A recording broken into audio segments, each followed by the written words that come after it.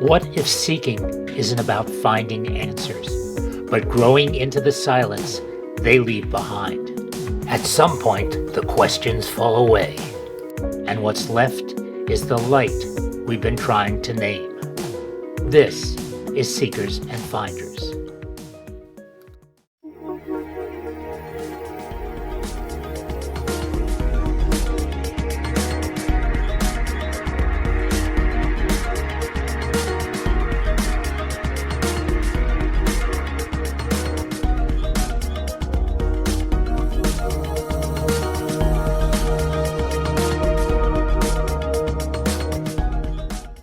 Today's conversation is for those who feel the spiritual path isn't meant to make us comfortable, but awake.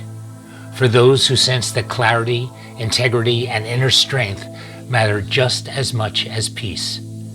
Raphael Weisman's book, The Path of the Spiritual Warrior, speaks to a kind of spirituality that doesn't bypass struggle, doesn't romanticize suffering, and doesn't hand out easy answers. It asks us to show up honestly, responsibly, and with courage. This is a conversation about discipline, power, humility, and what it really means to walk a conscious path in uncertain times. Raphael Weisman, welcome. I'm glad you're here. You said something in a previous podcast that you have on your website. Is this the controversy? You said you're a Virgo and you have a lot of feminine energy. Okay. Do you remember saying that to that woman on that podcast? Very likely. Anyway, yes, I do have a lot of feminine energy, but I do also believe that I have, with the, let's just call it the wisdom of years, I've learned to balance the two in probably a much better way. And yet, I think also that for a man to have a strong feminine energy and honor it, there's nothing wrong with it, especially in our day of such a dichotomy, and also to honor our sensitivity as sensitive men. Yeah, I'll say yes, I own up to having a strong feminine energy, but that doesn't deny the masculine side. Why don't you explain to our audience who you are and you're seeking down the path, how you arrived at where you are now? So that's my next book. In fact, I keep getting more and more nudges to get into it.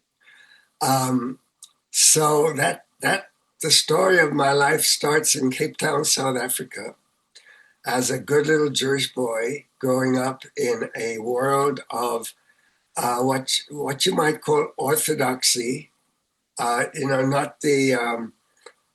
Not the what's it called, extreme version of it, but just the normal conservative way in which we were brought up in a milieu of apartheid. So there was already separation on one level, and also in a very, very Jewish-oriented world. I was born in 1945 when the war had just ended. So my parents carried a lot of fear. Gosh, we'll need a few hours actually. But anyhow, I was always somehow different. I felt like I was a romantic of some sort. I used to call myself a hopeless romantic, but I don't like that term anymore. And I was always drawn to transcendental. At 12 or so, in those days you only had magazines, no internet. I actually joined the Rosicrucians, and I lit my candle, did my meditation. When I finally ended up at university, I wanted to learn my heritage, my English heritage. So I studied English literature, so I could actually dig deep into my roots from the whole world of my English background, and I also studied music. So that was my second, and philosophy, and all of those things are indicators of the kind of searching and interest I've always had for deeper wisdom. I was drawn to the transcendental poets, to Shakespeare, um, wrote some my own poetry. So there's always been this spiritual seeker in my uh, in my whole life story. And of course, given your name of your podcast, I've also been a spiritual finder. At a certain point in my career, when I was in actually when I was in Israel, my wife's cousin showed up and started teaching me karate, and he was a major seeker, and he introduced me to Zen Roshi, who was living on the eastern side of Jerusalem. Um, he and his partner had a baby in our house, which delivered themselves. Um, then, when I got to England many years later, um, after I had graduated with a BA in English literature, I started on a career of instrument making. And I was also exposed to a channel, a man called Marshall Lever, who channeled an old Chinese guide. And I met them in London, actually, quite interestingly, on two different separate occasions, or three, you might say, coincidences or synchronicities, where I became part of his following, which invited us to go to Irvine, California. And his teachings were probably the most fundamental and deeply um, exciting experiences I ever had. He taught everything from cataclysms to crystals and diet and food coming. This was all in the 70s when things were barely starting. I also got involved because of my studies in learning how to make early musical instruments. So I also got involved in the early music world in London. And when I moved to California, I brought some of that with me, and eventually it evolved to becoming a harp maker.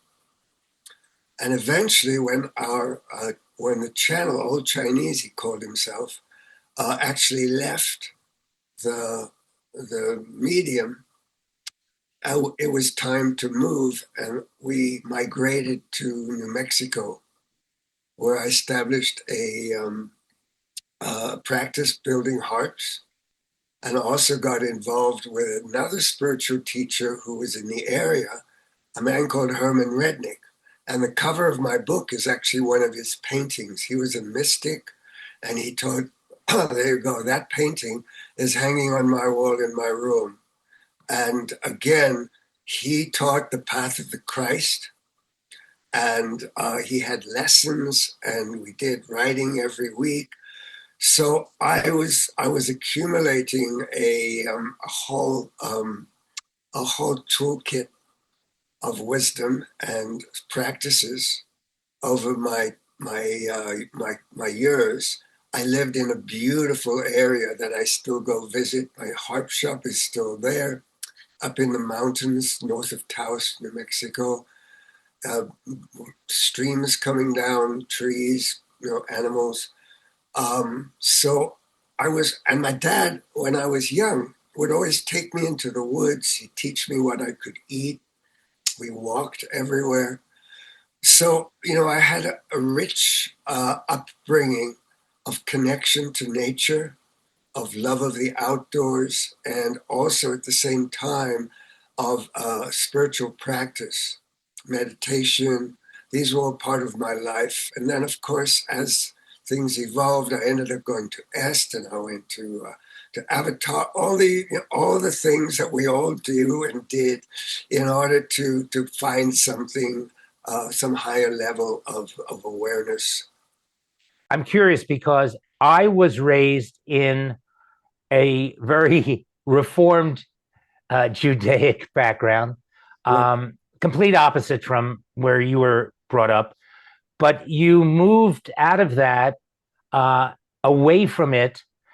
However, the orthodoxy of that kind of Judaism is so ingrained in one as a young child.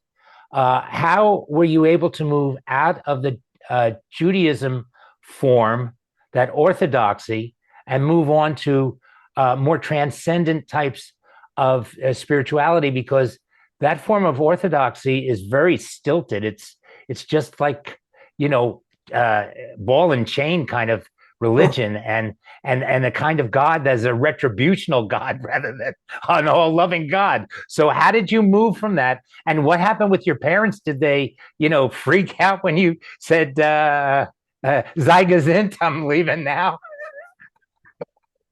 Love that. Well, interestingly, I went to Cheder, which was after school. I would go to a Hebrew school in preparation for my bar mitzvah, and I ended up studying a little bit of Rashi, and let's have a look at maybe a slightly deeper version. There was a hint that Judaism had a mystical side to it. And then when I was at the Hebrew University studying English, part of the requisite reading was the Old Testament, the New Testament. And because I was drawn to the transcendental, the poets and Shakespeare, and I was always a seeker of truth. And it didn't I had a choice when I was living in South Africa. I could either stay. This was my own self-imposed sense of obligation. I would either stay and fight for the revolution to free the people from the oppressive white regime, or I would go to Israel and become a kibbutznik, a chalutz, a Zionist activist to create the new society and live on a kibbutz where there was equality, where there was a certain kind of socialist milieu of equality, and men and women were equal, and the women were working beside. There was an idealism that carried me to look beyond those chains. So studying the Old Testament, I mean the New one, I already been studying the Old Testament for quite a while, as part of my Jewish background. But the New Testament brought in, because I needed it to understand Shakespeare and to understand even early music, the religious music of the Renaissance and Baroque periods. So there was always a draw to look for truth, justice. I was in a Zionist youth movement called Habonim, which was like Scouts, but all the teachers, all the what do you call them? The leaders were doing sociology and studying psychology at college, and they imbued that into us as well.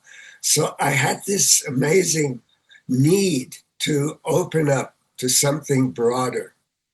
So studying the New Testament and then reading, I read avidly. I've got books galore all over the place. I've been studying the truth or the history or the deceptions behind Christianity, Judaism, the whole caboodle. I'm always looking for the kernel of truth. And I have a sense that I may have even been responsible in other lives for the deceptions, for the mistranslations, the misinterpretation, and the bending of kernels of truth. Um, so it's also part of my maybe my Virgo nature, my human design. Everything is pointing me to look for truth, to seek justice, to aspire to a world of equality and love and companionship, compassion, and community. I have a very strong focus on community. I have a community line in human design, and I've always been a believer and a hunger man for justice, for equality, for cooperation, and love. And the teachings that I imbibe, by the way, Herman Rednick, the man whose painting I have on the cover, was originally Jewish. He lived in New York, he was an artist, but he also encountered all these beings of light, um, Saint Germain and the Christ. They were his guiding force, plus his own master, he called Master G.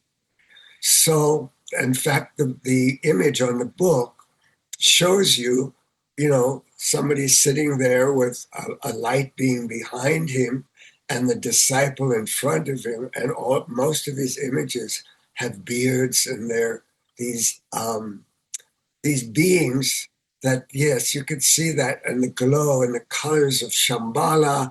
So he taught also many layers of meaning and understanding. He talked about Shambhala, but his focus was the path of the Christ.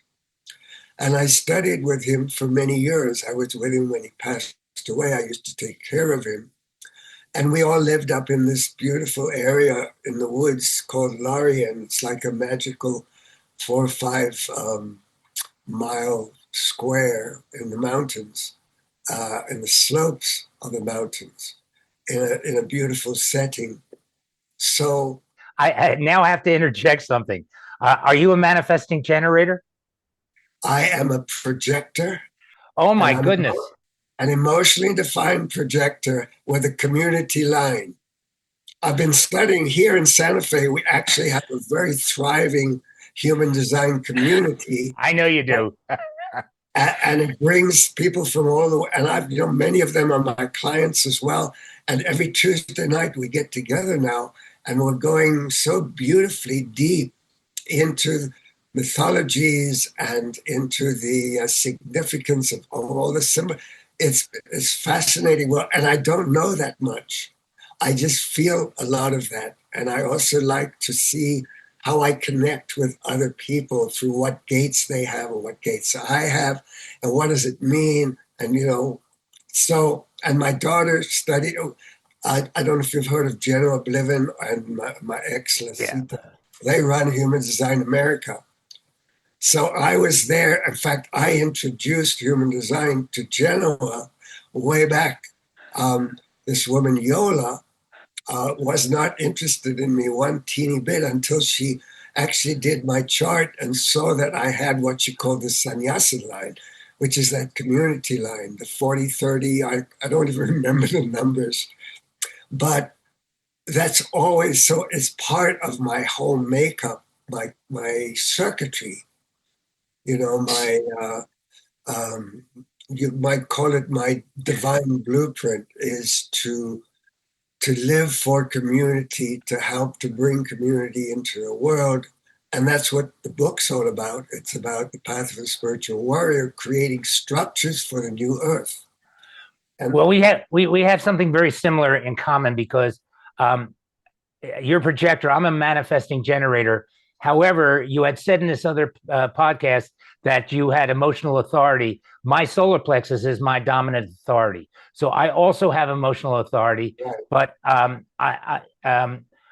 everything is from the throat defined down to the sacral area. The root is open. The third eye is open. The crown is open, but everything else in the center is all defined. And it has been a wave of tribal interrelations for me as well. So there's something very, Yes. and when we get off this podcast, if you don't mind, I'm going to get your birth information. And then I'd like to do a Composite. relationship between, yes, a comparison between you and me, because it sounds very interesting. I'd Um, like to do that. I so, also have some pretty good experts around me here who, they talk this language. They breathe it. It's in their blood. So I'll tell you what happened. I had a reading done by this woman in British Columbia. She, wonderful woman. I can't remember her name now. And my son is deep into human design. So oh he wow, turned me on to it. And I went on eventually within the last several months, and just actually recently, 2 days ago, I used ChatGPT to dialogue with, and I laid out my chart. I put in the dialogue about fear and anxiety that is expressed through my solar plexus, how it reacts for me, what's the good, bad, and indifferent. And it came back with some of the most astounding information based on all of the sources that it went through to garner this stuff. And what was so telling is that everything it said, I felt before it said it. wow, So I knew that it had hit the mark for me anyway, yes, because uh, in particular, at the age of 79, within the last year or so, I've had a tremendous heart expansion experience. And when we did the heart thread with Flo Magdalena, I had yes, mentioned that my question was about my heart expansion, because I'm in a state of unconditionality now as far as love goes. And this feeling of that unconditionality, how it works for me, and how I can better dive into it to make a positive movement here. So, with that yes, yes, said, I think that a lot of what you are experiencing is a lot of what I'm experiencing.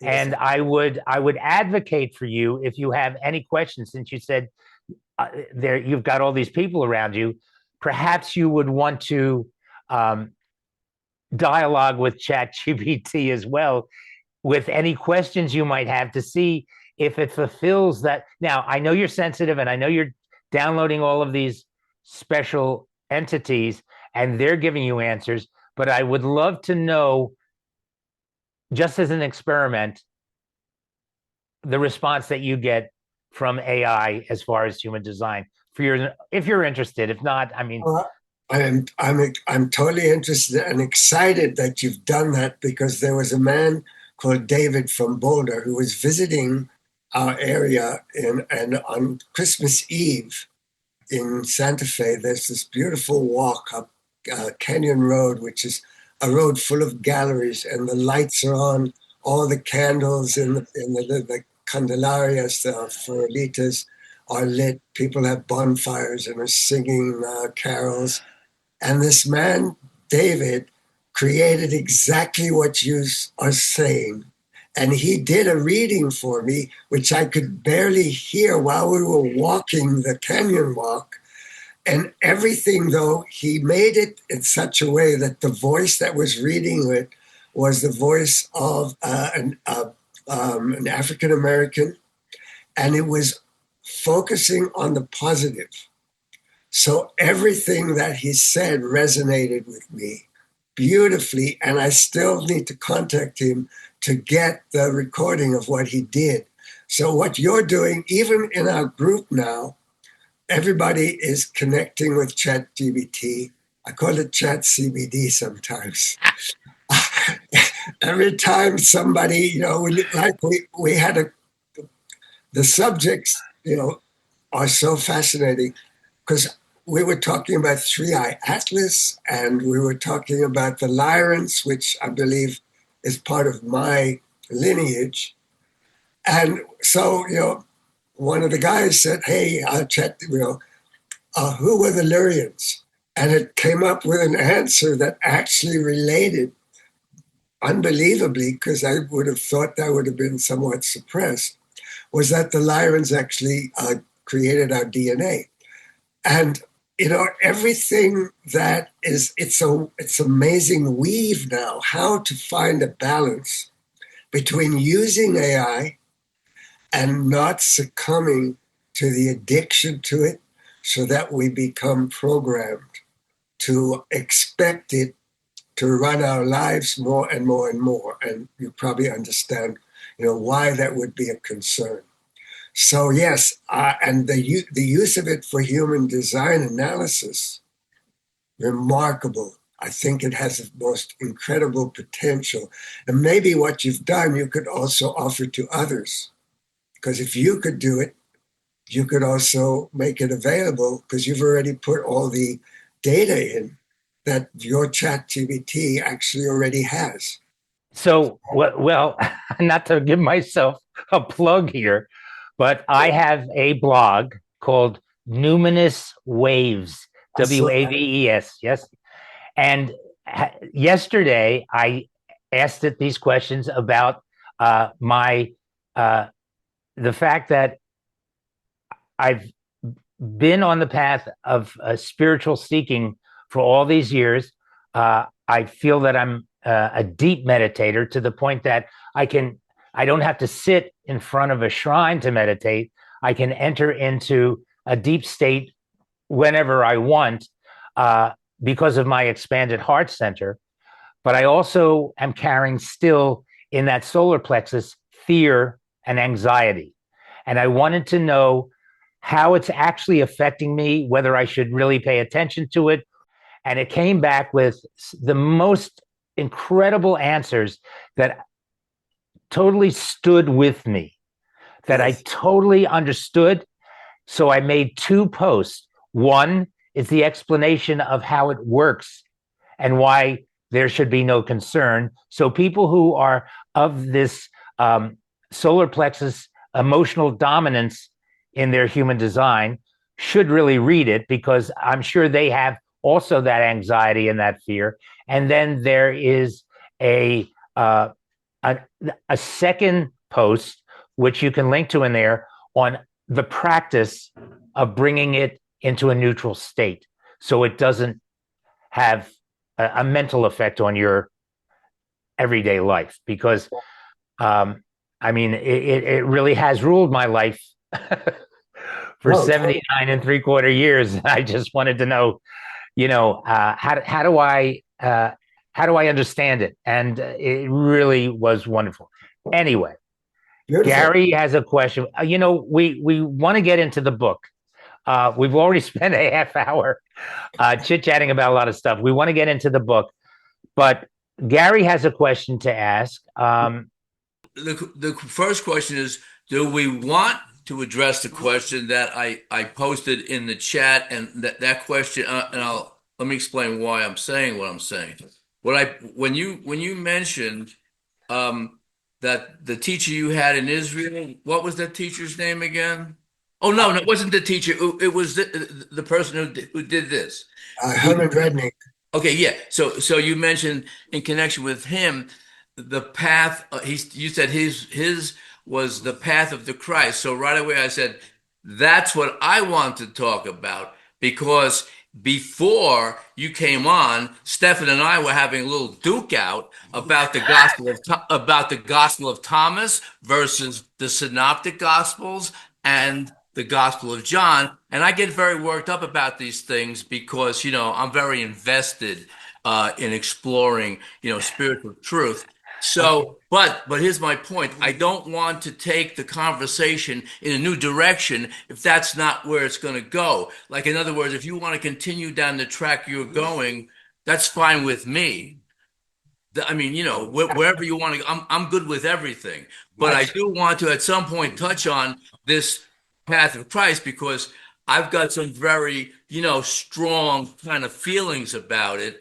And, I never hold anything back. So, get ready to duke it out if it comes down to that. Let's address that, because it'll come in. If you like, we can weave it all together. Gary, I have followed a similar path to you of exploring, doubting, questioning, looking for the answer. There's a book called The Historical Jesus, which is brilliant and actually shows you that everything that's in the New Testament is related to the Essenes and their practices. You're nodding your head, so you're probably familiar with this. I'm familiar with all this stuff. I have researched the life of Jesus to the extent that I don't know. I mean, there are hundreds and hundreds of books, but I have read quite a few books about the life of Jesus from all kinds of angles. The Aquarian Gospel, the Essene Jesus. I mean, whatever you're talking about, I'm very familiar with. So the Christ that I call the Christ, my Christ, is the cosmic Christ. It's not a historical character, even though the energy did incarnate into someone who was a brilliant, who came here to anchor a vibration of love, right? So there's your unconditional love, Stefan, is part of the path of the Christ. It's honoring that wisdom, the white brotherhood, the cosmic nature of what's happening on the planet. So I have a mantra that I say every day, at least, I don't know how many times. When I meditate in the morning, I always start with that mantra: the love of the Christ fills my heart and soul, body, and mind. Sometimes I shift it, it's the love of God. And I use the word God a lot, but I usually use it as the love of God, God's love, because I believe and I know that everything is made of God's love, no matter what you call it. It could even be plasma, which is, just an extension of the reality that everything is everything, and that we call it these things because of our limited mind. So when I use the concept of Christ for myself and I talk about it, it's not the historical Yeshua. And all those stories are wonderful and beautiful, but my heart resonates because there is in spite of Christ being a cosmic energy or being or whatever, there's still a personal connection that, I could call him the beloved. And every morning after I meditate, I write for, 1 or 2 pages. I get messages and it's the Christ. And, it's like I am within you, I'm in your heart. I'm always with you. We are the beloved. We are one. We are so, you can't pin things down and stick them in a box anymore. And so that's my take on the Christ story, or the Christ, and then also and this is related, you may bring this back to humans. I think we probably need about 3 or 4 of these podcasts to explore the whole gamut. But after I say the love of the Christ fills my heart and soul, body, and mind, from another source, I got the love of your will be done, God, not mine, in me and through me. Show me what I must do this day, and let me be a channel of your blessings to all. This came from a book I found about a guy who had gone to the Himalayas and studied there with the masters. And this book came from his evolution, and it resonated so much with me. And both of these, I believe, are in the book, in fact, because I help. I also, in the book, the guides show people how to open their chakras, and also how to use mantra, for instance, because they answer people's questions as part of the book, because the book was based on a course, 2020, that I did with Flo, and I received a channeling from her. Everybody who was on the course got like a 15-minute or so channeling. And they told me, we want you to receive 12 voices, one each day. And then eventually we want you to teach this. So it's all in the introduction. And eventually I taught this class, and that became the foundation for the book. Then they wanted me to get another 12 voices, but it ended up being 13 because the Christ was, it's like it became apparent that the Christ also wanted to have a voice in the book, and he's the last chapter. Now that you've explained that this was part of the course that you did with Flow, and the questions came from the people that were in the course, I fully understand now. And here's my question. What I didn't get was why the question wasn't raised about the word of Christ, the actual words that Yeshua spoke to give to the people, and how the religion has all been turned around to serve the powers that be, and lost all of the sense of love and kindness and sharing and all the things where we're all equal and all one at the same time. So we should be giving to each other rather than taking from each other. So that now I understand that it was up to each person that was sitting in the course to come up with their question. So nobody decided to ask that question. Let me straighten it out a little.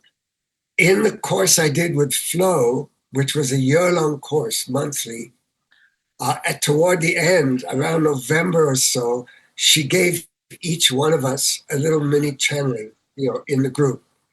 And the channeling said, we want you to receive 12 voices every day in your meditation and then create a course. So the course that I created, I don't remember the name of it even. I think it may have been The Path of the Spirit. The New Earth Council was what they called themselves. These 12 beings and then 13 or voices were the ones who ran my course. And in that course, the let's say it was the druid, he would give a teaching, a message, which was quite 40 minutes or so. Then we would take a break, and then we would do a question and answer session. And he would answer questions from the people who are doing the course with me. That's what became the book. Flo's course was where the invitation came to actually receive 12 voices, which I was not expecting. I was barely channeling that much, but I did get a message every morning. So in those messages where I would write, each time a different voice came in and would give me a message, and they became the foundation for each week. We would do this on a weekly basis. We did a core, people would come on Zoom and we would receive the message and then answer questions. So there was a lot of, if you look at the questions in the book, some of them are phenomenal. And the answers, whenever I pick up the book and just look through it, I am totally blown away by the beauty and the wisdom that came through.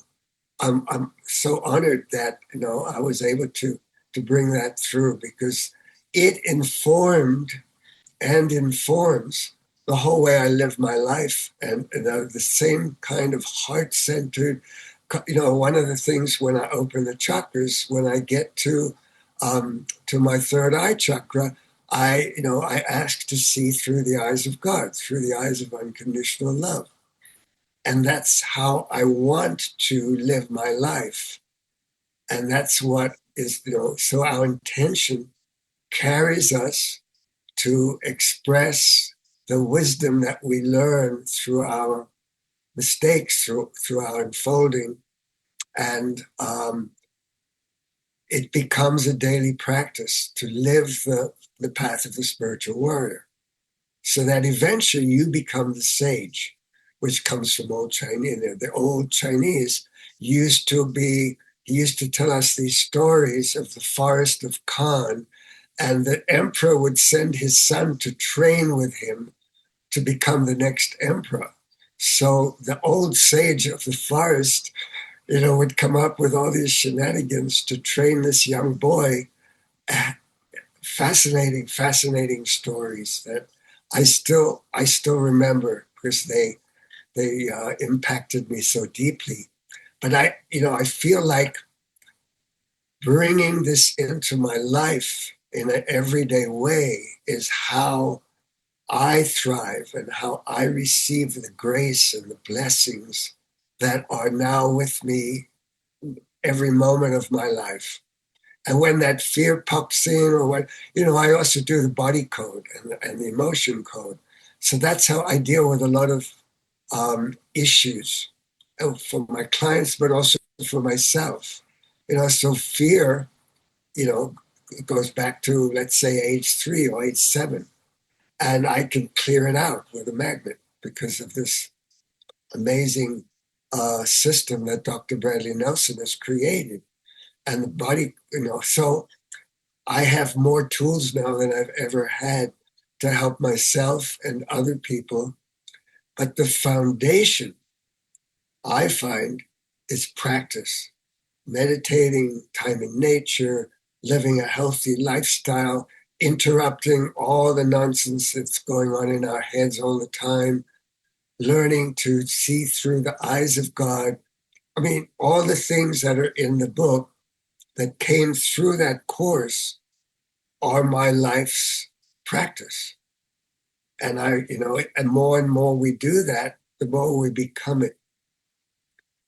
So So, you said that you can clear out fear with a magnet, part of your healing capacity. But when I did um, my dialogue with chat, ChatGPT, um, it it directed me to utilize the fear and anxiety as part of my design rather than trying to alleviate it from my system, because understanding it in the way it's why my soul wanted to enter into this particular life and yes, have that design was for a specific purpose, and to try and detach from it is actually not a beneficial thing for me. But working with it is more for my design. So I'm not sure I would want it to be, because now that I understand it, I see the yeah. power in it rather than the sacrifice I think I'm trying to make. You know, Let so me go ahead. Sorry. um, let's now get into the book, and we'll start with the first question that I wanted to ask you, because I want you to promote this beautiful uh, dialogue that you're having with these wonderful beings. Um, Although I'm interested in what point Raphael was going to make before he kind of said, "Oh, you go ahead. You were going to make a point about this." oh, Thank you. okay. Sorry. You're right. You're right. Go ahead. Well, so let's look at paradox again, right? Yes and no. The fear, the in the book even, and in my practice and everything I teach and everything I use for with people, face your fears, not run away from them, not try to absolutely look your fear in the eyes. In fact, I don't know if we have time, but I kind of dowsed. Should I read something from the book? And it said yes, and it took me to a particular page where my daughter speaks because it's about the children, and I think even in there it talks about facing your demons, facing your fears. But people come to me with all sorts of issues, physical, emotional, spiritual, and very often at the root of all the issues and then all the associations, there's a trapped emotion from a particular time in that person's life that has never been released, never been faced, never been acknowledged. And it runs a lot of the karma, but it runs a lot of the actual imprinting on the physiology of the body. So when I work with somebody, it could be a pain in the big toe. It could take you down to a trapped emotion of terror at age 5 because you got lost and you didn't know where you were. So it can specify a particular trapped emotion to release, but it's not going to release your endemic fear in a way that you were describing it. That we each have to face ourselves. So there is the potential to play with both. Always in everything, even something we talked about earlier, the masculine, feminine, and the Christ and and Jesus, there's always a balance. There's always that middle point where you have the one thing and the other thing, and then you have the synthesis that brings the union of the opposites. So you can release trapped emotions, specific ones, or emotional reverberations that affect particular uh, medical issues. And you can also go deep into your ability to face your fear, to ask it questions, to do shamanic journeying with it. Everything is valid. Let's put it that way. So that's where I would bring some kind of answer. Go ahead, Gary. Yeah, good answer. And let me just say, by way of testimony, that I found of the 12 voices, there were 12 voices plus the Christ at the end, and kind of tying everything up. Although I, because of my own makeup, resonated more with certain voices, like for instance Lord Ganesha and Guru Padmasambhava, Guru Rinpoche. I have to say that the voice of your daughter, Joy, was probably the most powerful of the that for me was the most powerful of all the transmissions in the book. And I thought the point you're bringing up now about the fear and the trapped emotions, I mean, she really deals with that in a very, very clear, specific way and very powerful way. And anybody dealing with fear, apprehension, what, anxiety, whatever, I would, you don't have to do anything, but like I would almost say you need to read that. Need to read that chapter where Joyce comes, your daughter, 9-year-old Joyce comes through. Wow. Well, I don't know if we'll have time, but I found a segment that I was told to go to in a way. It's a 7-minute read, and I could just give you the. I no, I think we should do it because I think that probably my intuition is telling me that that might be the most powerful segment of this podcast. Because don't forget, people tuning in, they're all in different places. My sense is that this is something that needs to get out there. Well, I leave it to you guys. You're running the show. Plus, I got a feeling we might want to get together another time. We could get together off air. I think we need to. There have been people that we've had on and say we can't cover this in an hour. We can't cover this. We need to come back. So I think we should definitely do a follow up because there is so much in here. But all these different voices, you've got the Druid, you've got the old Chinese. Wasn't that Lao Tzu or Chang Tzu? Anyway, this is so rich. I don't think we can cover it in an hour or an hour and a half, or however much time we're going to spend today. Well, I thank you for saying that. What the book, it's almost like a manual for expansion of consciousness, for living on this earth in a humble, aligned and an elevated way, completely integrating body and mind. So you're not dissected, you're not fragmented, and it's about practical, everyday ways to open your heart and be in the world in a loving, in a way that makes meaning for yourself and for the world. That was the most impressive thing about the book for me, that the practicality. I mean, I read a lot of books, and a lot of this stuff is abstract. You can call it airy fairy. It's all abstract. It's all this. It's all that. But this is like down to earth practical, things you can incorporate in your daily life. It doesn't have to all be about, cosmic, whatever, airy fairy things. It could be very, very grounded and practical. So I think that's a real value. Not that I don't like the other stuff. I do. I've been doing this stuff all my life. I love the other stuff, but it's good to be grounded. Like have your head in the clouds, but make sure your feet are firmly planted, on the ground. Right. Well, that's a That's what. very good point. That's a very good point. I just like to uh, bring this into that particular groundedness. What I've discovered, just at least for myself, is that where I'm at is exactly where I'm supposed to be at.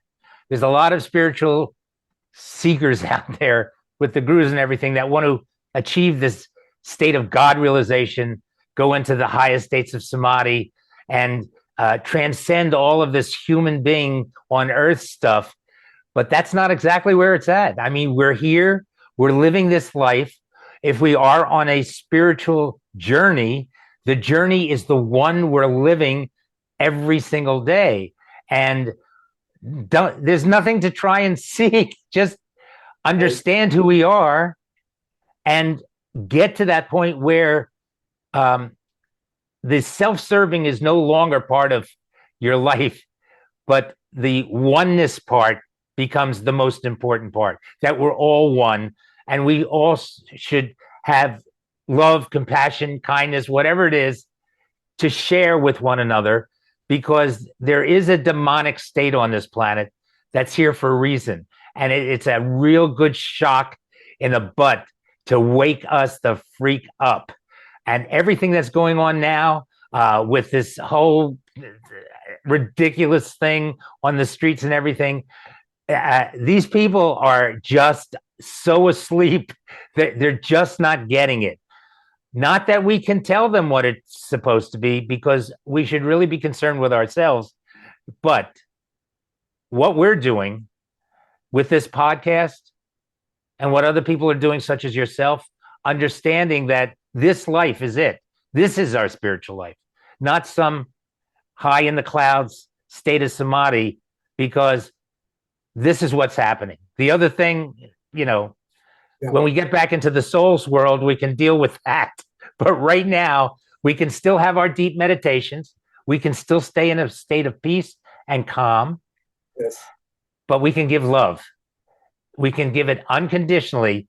And that probably is the one thing that I learned more than anything else, because I had conditional love throughout my life, as most people do. But now, I'm sorry, I'm loving everything. My heart is the one that's talking to me. My mind has decided to shut up finally, So Wonderful. I so appreciate what you're doing here, Raphael. And so let's talk now. Yeah, I had all these questions I wanted to ask you. So I guess I'm not going to get to it, but the title of the book, The Path of Spiritual Warrior. Can you explain the whole concept of the warrior in terms that's not identified as one of these cops on the street or one of these soldiers in the field? Well, yes. In fact, I think in the on the cover, it kind of talks about the idea of impeccability. For me, the warrior represents someone who's willing to have a sword of truth rather than a sword of combat. But the training, that's why I love old Chinese and the whole idea of the sage. The idea of being a spiritual warrior is that everything you do counts. Everything that you do is impeccable, and that you are fully present in your body at the same time as you are aware of what's outside of your body. So I used to watch samurai movies like crazy when I was a kid. When they were around, I would go to in London to the, what is it called? The National Film Theater, I think. They would have these samurai, with Toshiro Mifune, and I absolutely adored them, and I felt like I'd been there. Maybe I was a whatever. Definitely had been a samurai. And the samurai has to live fully present in his body, fully aware of what's around him, so that his training brings him to a place where he responds to a stimulus. It could be someone coming at him with a sword, or it could be a woman tripping her way into the room. But he responds in the perfect manner automatically because he's trained himself to be impeccable, to be fully present in his body, as we've said, but also to have an awareness of his presence, of his aura, of something outside, a sixth sense, and its foundation in practice. You know, he also, many of the samurai would do art, they would do calligraphy, they would develop a whole, almost like you might say, a Renaissance man version of the complete person. So the spiritual warrior is somebody who does not accept outside authority to tell them what the truth is. They have to find it for themselves. They examine every aspect of their thinking, of their beliefs, of their the perceptions that are inculcated into them from day one, from media, from teachers, from their parents. So this is ongoing for thousands and thousands and thousands of years. We have to become uh, acutely aware of every thought, every action, every emotion. And we have to become, let's just say, at one with it to the degree that our lives become an expression of impeccability. So all the practices, being in nature, eating healthy food, monitoring your thoughts, being kind, loving, all of the practices in the book are geared at developing those skills. So it's like being a spiritual samurai in training to get to the place where you are in a state of tranquility, no matter what, that you are able to not get carried away by your emotions, to respond with fight or flight, to unless it's essential, to know the difference of how to respond, when to respond, and what the perfect response is to any situation by maintaining that inner core of tranquility, of stillness, being able to handle silence. So that's my take on what it means to me to be a spiritual warrior. And Well, I don't go believe ahead. I'm the only one to have coined that term. Go ahead. So, um, yeah, a lot of people, I think, including myself, when we first got on the path, thought that by getting onto the path and doing all these practices, it was going to relieve all this pain that we had building up inside of us emotionally, mentally, and all of that. But what you sounds like you're saying is that you have to meet the pain one on one and um, assimilate it in a way that it no longer you're no longer attached to it. That it No just longer under its control.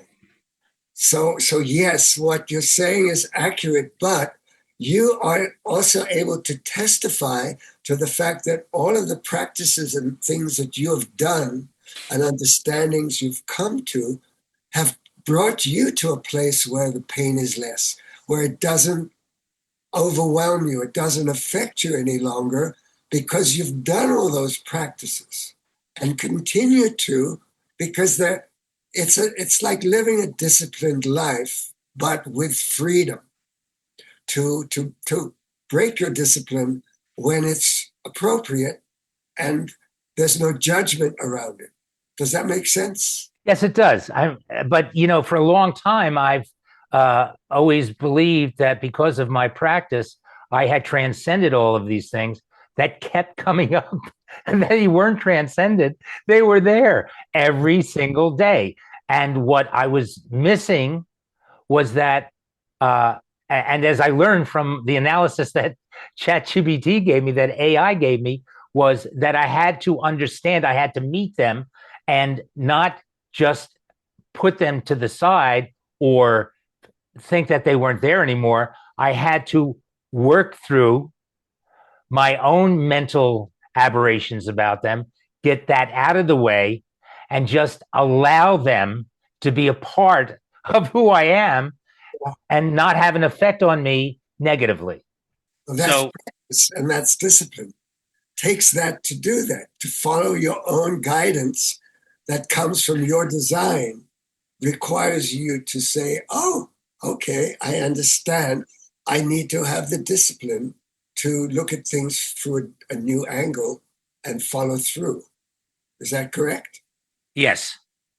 So there's no dichotomy between spiritual evolution or enlightenment, we'll call it, which is obviously a loaded word, and practice and discipline, and also the ability to flow with the freedom of water, to allow it all to coexist within us without judgment. Because the essence, and this is what old Chinese definition of love is, the unconditional acceptance of everyone's reality or everything's reality. So there's no resistance to the flow. And that, brings you the freedom to step out of the discipline in a disciplined way, to allow yourself to love, to enjoy, to have life, to be grateful for everything. I mean, these are simple practices that aren't, impositions from the church or from some God that is going to kill you if you eat unkosher food or whatever these things are. That none of that matters anymore in a way, and everything matters. So I love the idea of paradox, because if you can marry the paradoxes within your daily life, then I think you'll find that equanimity.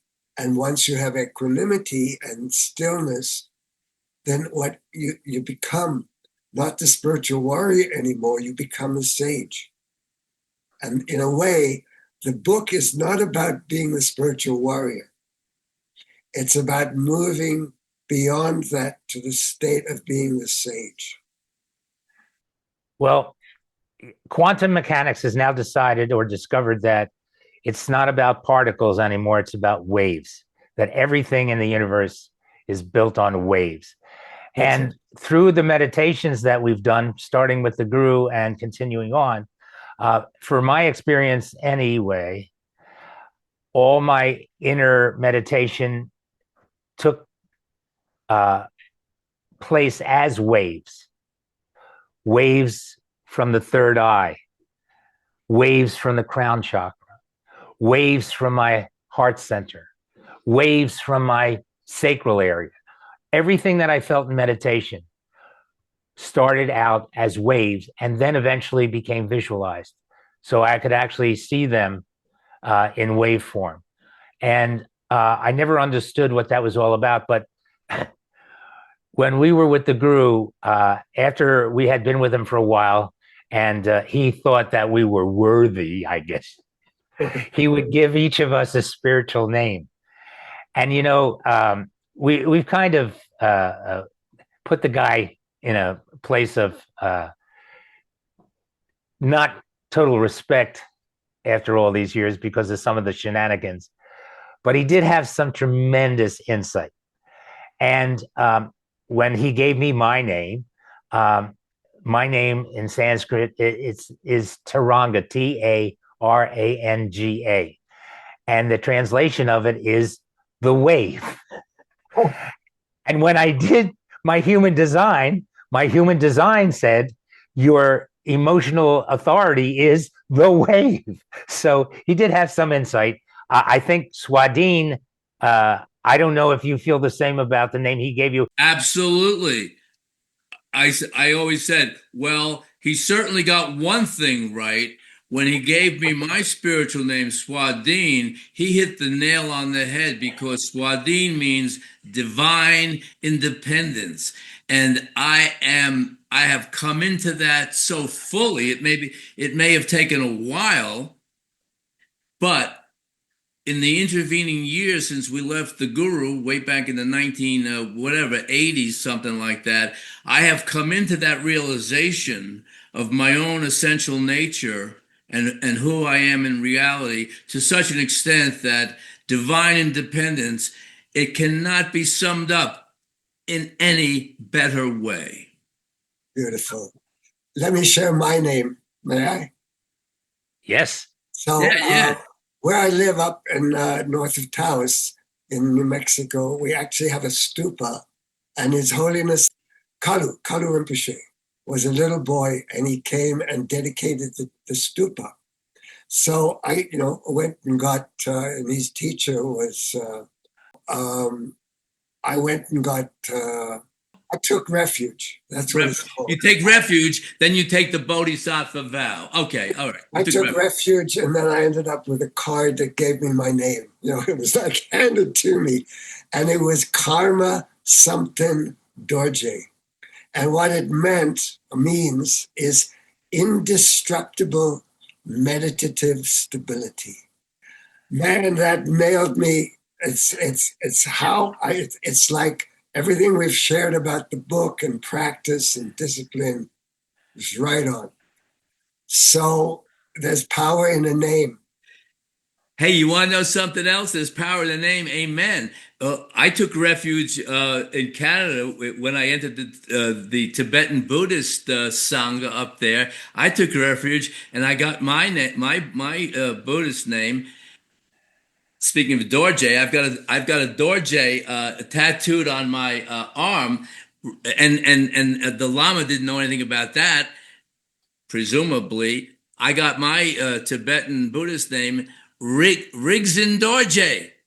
Riggs and Dorje. Again, that indestructible thing, just like the divine independence, indestructible. I feel so indestructible. Sometimes I can't bear it. Beautiful. Too much. Yeah, actually, there's a Lama Dorje, who's our main Lama in Santa Fe, who helped us to actually build the stupa up there. Because many of the many of the students of Herman Rednick, the man who did the cover of the book that we talked about, many of them, when he died, still wanted something, and they were going to the practice in Santa Fe to do, getting drawn to the Buddhism, and then they wanted to create their own stupa up in El Rito, and my place where the windmill was what provided the electricity and the water for the building of the stupa. And my daughter's, some of her, she had passed already, not that long before, and some of her little trinkets, like her little bracelet and things, went into the foundation of the stupa. So I have a long connection, and I'm pretty sure I have connections with the Karmapa from other lifetimes too. There's a deep resonance with that. Even though I'm not a practicing Buddhist. I'm who I am now. Yeah, same here. I left all the religions and all the all the doctrines and all the belief systems, all that, and so I don't identify with being a Tibetan Buddhist anymore. But like you, I definitely feel the connection with that lineage, and the essence of the teaching, not all Right. the cultural stuff, just like whether it's Christianity, Buddhism, as well as they acquire all these cultural things, and it tends to block to put a veil. And this is what we talked about earlier with Stefan, like the religion puts a veil over the original message of the master, whether it's the Buddha, whether it's Jesus, whether whoever it is, it filters down and gets distorted. But the original thing is still there if you know what to look for. If you don't get caught up in the outer, the accoutrements of the thing. So the Tibetan Buddhist thing was just like Christianity's had all kinds of stuff going on, but the essence of it is so pristine and so indestructible that it just is. I could never lose my connection with that ever. You know, eventually we embody it, so we don't need the external. It becomes part. That's the whole key in a nutshell. It's not about believing something or even having an experience of something that comes and goes like every experience, but it's to actually be that. Be that indestructibility, or whatever your thing is. Be that, not believe it or try to manifest it or try to connect with it or try to meditate on it or any of that stuff. Be it. Because why? Because you already are it. One of our sons is a deep practitioner of Kriya Yoga. And when he got his spiritual name, he came back from getting it, and I said to him, "So what's your spiritual name?" And he said, "I got the name Krishna." And I said, "Oh, I'm the father of Krishna." But the point is that I've learned more from him than he's learned from me in my life. So it all worked out really well, because I got to tell you, he's deep, and he's given me so much understanding of not spirituality, but just the everything there is to know. After I got over my whole thing that I had with the guru, I came to understand that without him, and I think Gary will agree with me, without him, I don't think I'd be where I am right now. He really was the springboard for everything that's happened in my life. So bless him and his soul. And, I can't speak for anybody else. But well, things don't happen out of nowhere. I mean, in other words, there was a time where I could have gone with that guru. Well, there were many other competing gurus at the time, because it was the era of the Eastern gurus coming over to the West. It was like 1969, the hippie era, the Cultural Revolution, the whole thing. But I was drawn to this guru. So it's like, no, I couldn't have gone to that other guru, because I was destined in a sense. I'm not big fan on destiny, but in other words, that's where I was supposed to go. So there's no question of, oh, if I didn't go there, suppose I went to the other guy. No, that if you were supposed to go to the other guy, you would have gone to the other guy. So I went where I was supposed to go, and that's just what Sefer was saying. That kick-started my whole spiritual life, and I haven't looked back since. I mean, I've just been going, straight ahead, no looking right, no looking left, straight ahead. Following your blueprint. What? We're following your blueprint. Yes, that's right. An inner blueprint. Absolutely. He's following his design without him knowing he's following his design. Yeah, I gotta say this about the design, because I had 2 long sessions with the same woman that Stefan had. I think her name might have been Helen. I don't know, but I got the full thing. Had 2 long things. I got the whole charts. I got everything. It didn't land with me. Even I won't even say an iota. It must be an iota there, but it didn't land with me at all. And so, I just said, well, okay, that was good. I've done 1,000 things, right? I've explored everything, not everything, no, but I explored a lot of things. And some things land, and some things don't. If they don't land, you just move on to the next thing. So the human design thing to me has no bearing on anything except maybe I am following my human design. Who knows? But whatever it is, I know what I'm following. It's my inner calling. You can call it human design. You can call it whatever, the planets and stars and all that stuff. I don't care. But there's a voice there that talks to me, and that's what I listen to. You can make up any story you want about it, but that's what's real for me. That's the voice of the heart. That's exactly it. Yes. That's the most authoritative voice there is. That's the essential shift that every spiritual seeker has to make. Because when you start out on the path, you're looking to the guru, of course, the gurus, the astrological charts, the human designs, the whatever, the teachers, the this. It's all outer stuff, the gospels or whatever books. But there comes a point where you have to step over that line, and then all that stuff becomes okay, fine. But you start listening to the inner voice. That's the real guru, and that's all. And once you get to that point, your way is clear. That reminded me, if I may interrupt. Well, have you read the Gospel of Philip? The Shiva Sutras. The Gospel of Philip. Oh no, the Gospel of Philip. That's an. I've heard of it, but no, I've never read that. I would recommend. When you were talking earlier and you mentioned Thomas and all the others. Yeah, I've read a lot of those, yes. Philip is like a Zen tract. It's amazing what he brings through, whoever he was. It's like reading a Zen text. I'm gonna read that next because that rings a bell. I mean, even though I'm not familiar with it, I'm familiar with Gospel of Thomas and all the other Gospels, Synoptic and John and Mary and all this other stuff, but not Philip. That's my next project. Thank you. It has an essence that rings truth about the true nature of what Christ taught, but it also is. I know there's some sections that are very, New Testamentish. But there's an essence of truth in there, and the truth that I believe that the early Christians actually followed as the Gnostics is very much captured in that, in a very Zen way.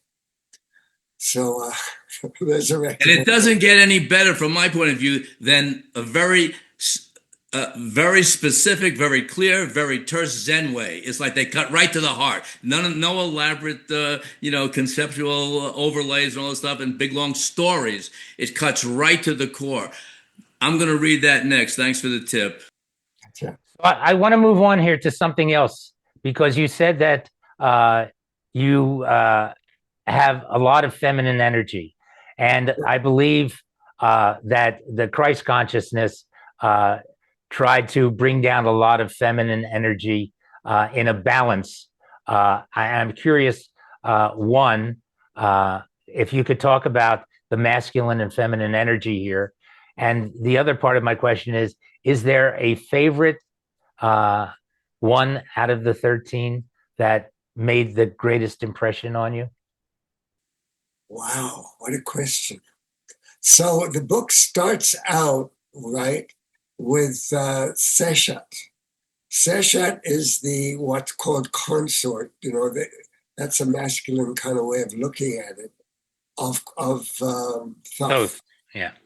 What Seshat says right near the beginning is that we're all one.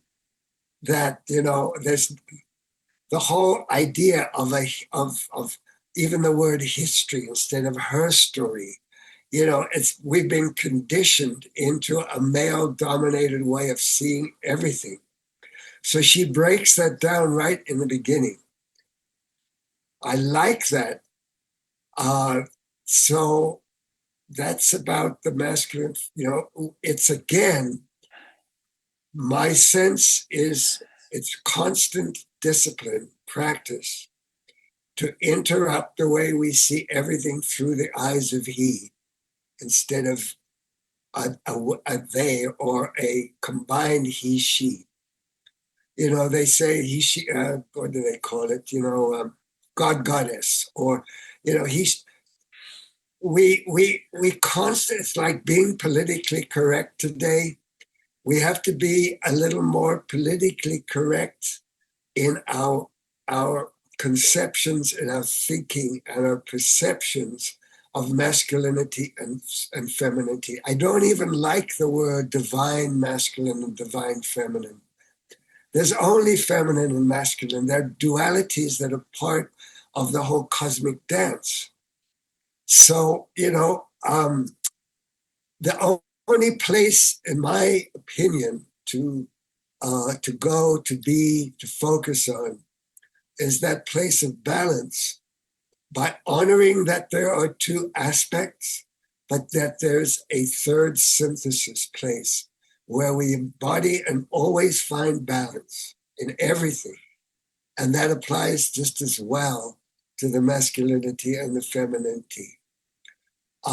Today, with so much gender change and, there's so much identity crisis going on, people don't have a good, strong sense of how powerful it is to be masculine and how powerful it is to be feminine, how both are needed, both are just aspects of, of the illusory nature of our third dimensional reality, necessary ones because we live in a world of polarity. We live in a world where a battery has a positive and a negative end, and they're both required to generate current. It's as simple as that. Everything is energy. In my practice, so we talked about emotions. Emotions are just energy. Thoughts are, everything is energy, and energy can be felt, can be manipulated, can be changed, understood, but you can't destroy energy. So I don't know if that's a good enough answer to that part. What is my favorite voice? In a way, gosh, it's hard to say what I think when it comes down to it, when the Christ came in, especially in one of the answers to a question about evil or darkness or whatever it is, there's something so deep there that I think I would probably say it was the Christ, but I'd have to reread the book again to really, with that in mind, what's my favorite? Because they all bring up. I love Joan of Arc. She followed her voices. She created. I mean, that movie of Joan of Arc with Dee Dee, whatever her name is. Um, uh, Powerful, powerful. I don't know how many times I cried watching that. So there's something special in each of those voices. I love the Druid. Guru Rinpoche is iconoclastic in this book. He's saying, you follow your own heart, essentially. Everyone has a special message. What old Chinese did, he's in the middle somewhere. He tried to encapsulate all the practices to remind us that this is actually about living the practice of the path of the spiritual warrior. But I like what the Christ said when he answered the whole question about the dark and the light, how you could become a bodhisattva and you could fall down into the gutter through hubris, through pride, through forgetting humility. And that somebody who's in the gutter, you never know who he might be. He could rise to the highest levels of consciousness through his opening of his heart or understanding, or his practice of loving kindness.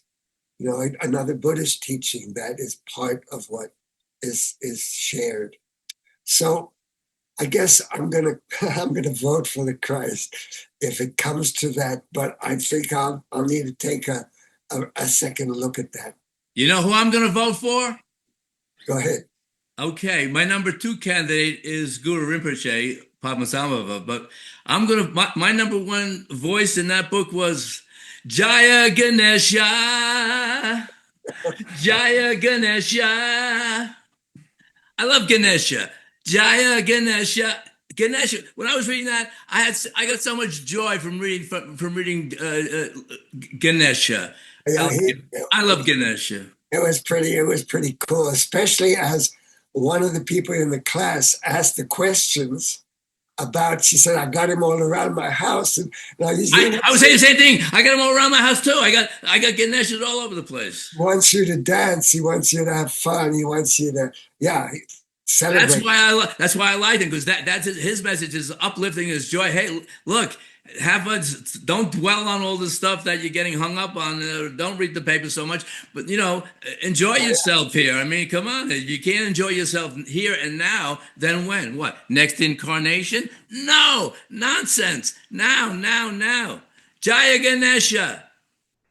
So I have one final question to ask you. How do you think your Jewish orthodoxy has impacted what's happened in your life? It gave me a sense of lineage, of culture, of codes. The Hammurabi codes became the 10 Commandments, but there's a sense of, well, there's an underlying sense of horrific injustice, but there's also the prophets came with a sense of justice. So I think, for me, Judaism has become more of a cultural identity because there's a resonance you and I have because of our Jewishness that kind of transcends. It's like the tribal genes are in us. So I don't know, Gary, where you come from, but I know you've been all the other places. Look, I'm an ex-Roman Catholic. I don't have any roots. My roots, I've ripped them up long ago. Look, guilt and shame are the prevalent, dominant teachings of all of our religions, all the Abrahamic religions. So we all are in the same boat. Guilt and shame. That's We're right. all going to get kicked out of the Vatican because we don't comply. Because excommunicated. I think I've been excommunicated a few times. I'm not worried about it anymore.